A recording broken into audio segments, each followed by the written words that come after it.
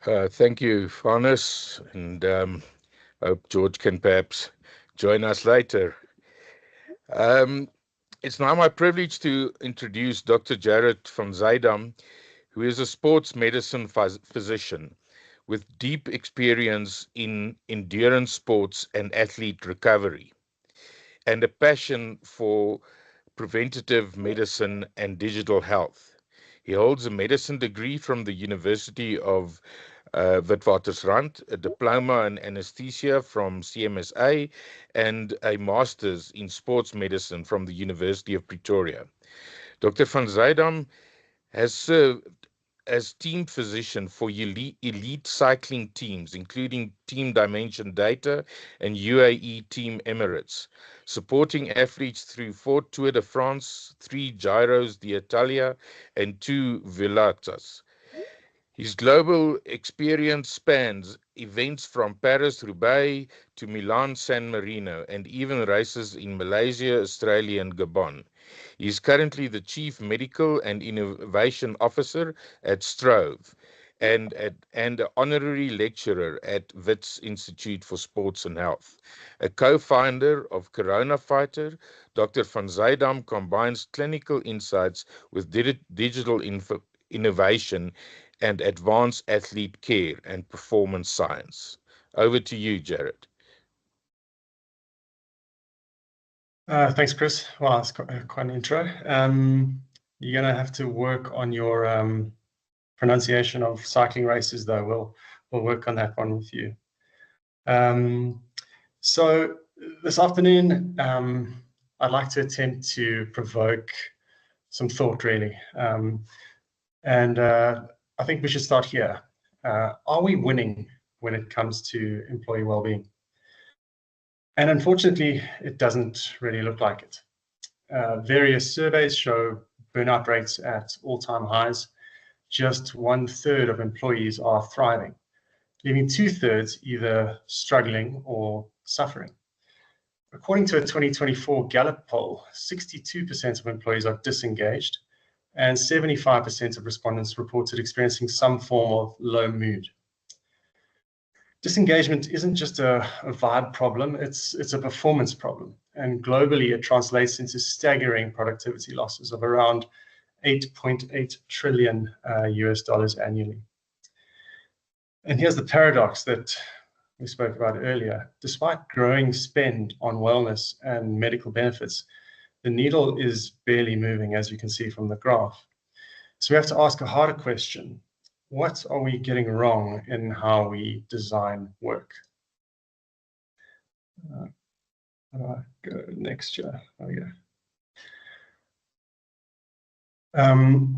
So as a,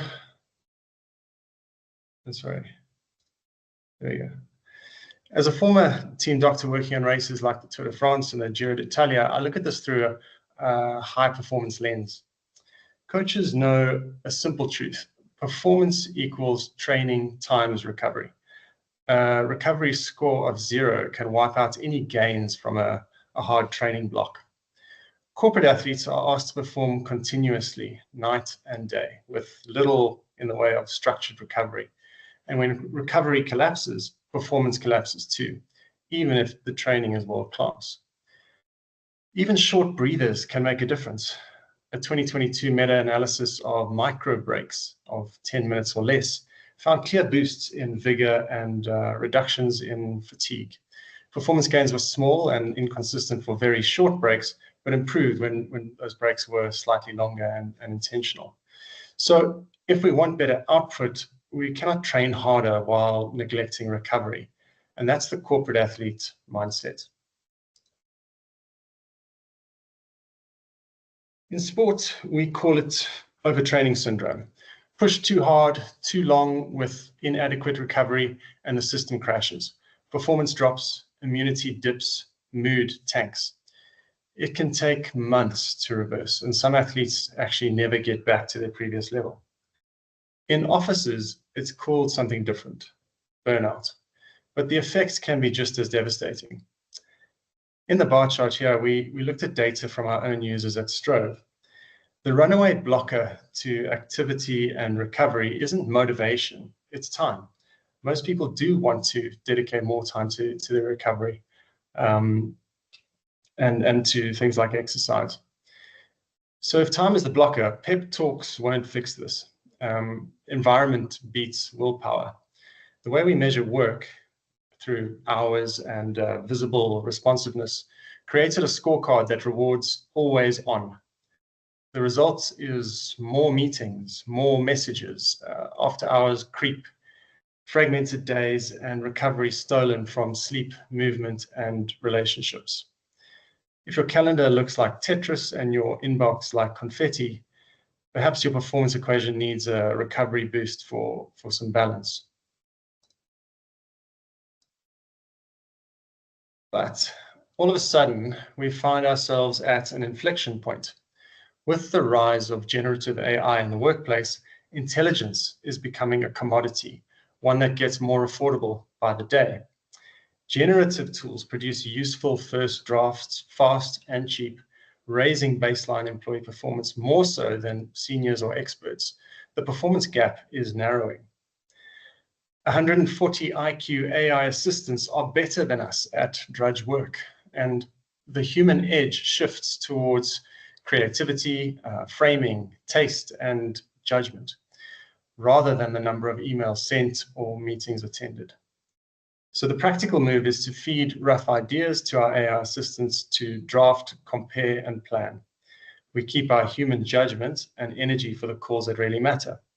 And that's how we claw minutes and maybe hours back. But here's the trap. Those minutes only matter if we reinvest them in focus and recovery, not in yet another meeting.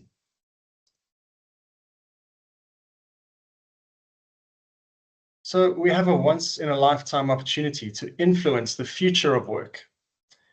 This is my little framework for a future of work that optimizes energy in order to feed creativity. Here's how it works. All creativity needs a spark, and that's why the loop starts with some morning movement. I am a sports physician after all. So walk, ride, run, stretch, or lift. It's really your choice. And it doesn't need to be exhaustive either, just enough to get the heart pumping and your brain ticking. Outdoors is better, but this could be a home workout or some stair climbs when you get to the office. Then during the cool down of that session or during your post-workout shower, do an idea sweep. So ask yourself, what's the one problem worth cracking today? And then capture those 3 bullets, write them down on a piece of paper. No judgment yet. Just write down every idea that pops into your head, and you might surprise yourself with the creative solutions already starting to flow. Then once you've sat down at your desk, use your newfound energy for a focused block of building with AI. So give those raw ideas to your AI assistant to draft, compare, and plan, and let AI compress the grunt work so you keep your judgment and taste for the calls that matter. Later, it's time for a deliberate shutdown to kickstart your recovery. Leave repetitive tasks for the afternoon when your energy and creativity naturally wane. End the day with a quick closing ritual. Note tomorrow's problem list to think about on the morning move. Schedule your movement session and then close the laptop. Evenings offer rest, play, and people. And that's how you arrive with enough energy to run the loop again the next day. So this is not about heroics. It's a repeatable operating system for knowledge work.